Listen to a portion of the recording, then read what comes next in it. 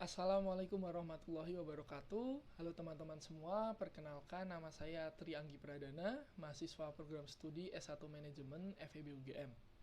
Pada kesempatan kali ini, saya ingin berbagi beberapa insight dan juga pengalaman yang saya peroleh dari proses mentoring yang saya lakukan. Sebelum itu, izinkan saya untuk sedikit memperkenalkan mengenai Pak Windarto selaku mentor saya dalam program mentoring ini. Pak Windarto atau yang kerap dipanggil Pak Win merupakan salah satu pemimpin di Nasmoko Magelang. Beliau telah bekerja kurang lebih selama 30 tahun. Saat ini beliau menjabat sebagai Operation Leader di Nasmoko Magelang yang membawahi divisi After Sales, di mana dalam divisi tersebut terdapat beberapa subdivisi seperti teknisi, frontliner, dan lain-lain. Perjalanan karir Pak Win terbilang cukup panjang. Beliau mengawali karir sebagai teknisi pada divisi yang saat ini beliau pimpin. Menurut Pak Win, mengawali karir dari bawah menjadi salah satu hal yang paling berharga bagi beliau.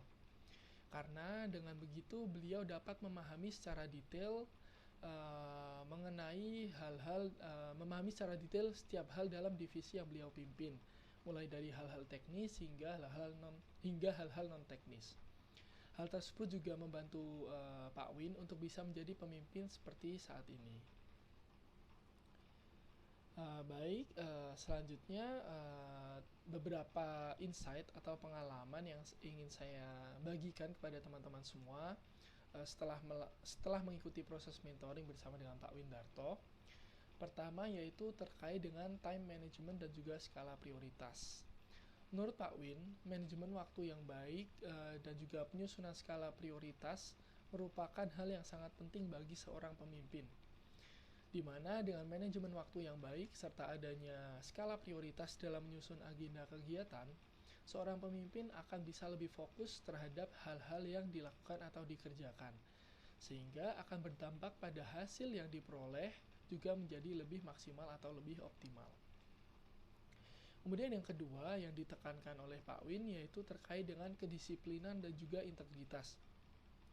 Menurut Pak Win, salah satu cara paling efektif untuk membangun karakter bawahan atau karyawan adalah melalui keteladanan. Seorang pemimpin harus bisa menjadi teladan yang baik bagi para bawahannya.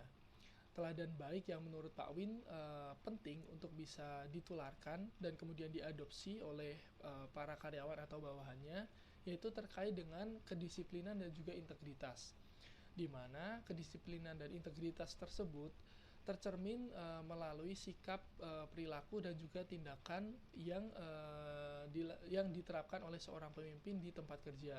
Sebagai contoh seperti dengan selalu datang tepat waktu, kemudian bekerja secara profesional dan lain-lain. Kemudian hal ketiga yang ditekankan oleh Pak Win terkait dengan kepemimpinan yaitu keterbukaan.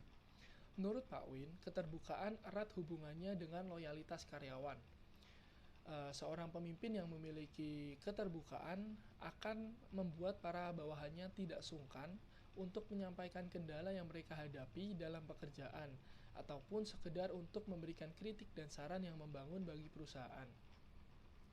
Dengan adanya hubungan dengan adanya keterbukaan tersebut akan terbentuk hubungan interaksi yang sinergis antara manajemen perusahaan dengan karyawan, yang pada akhirnya akan mendorong pada tercapainya tujuan organisasi atau tujuan perusahaan. Kemudian yang terakhir yang ingin saya bagikan yaitu terkait dengan komitmen. Pak Win menyampaikan bahwa menjadi seorang pemimpin merupakan suatu amanah dan tanggung jawab yang besar, sehingga diperlukan adanya komitmen yang kuat dalam menjalankannya. Selain itu, Pak Win juga menekankan bahwa menjadi seorang pemimpin bukan tentang menjadi yang paling hebat, akan tetapi menjadi orang yang paling memberikan manfaat, baik bagi dirinya sendiri, karyawan atau bawahan, dan juga bagi perusahaan. Baik, mungkin itu sedikit insight atau pengalaman yang bisa saya bagikan kepada teman-teman dari proses mentoring yang saya lakukan. Semoga bisa memberikan manfaat bagi kita semua. Kurang lebihnya saya mohon maaf. Saya akhiri. Wassalamualaikum warahmatullahi wabarakatuh.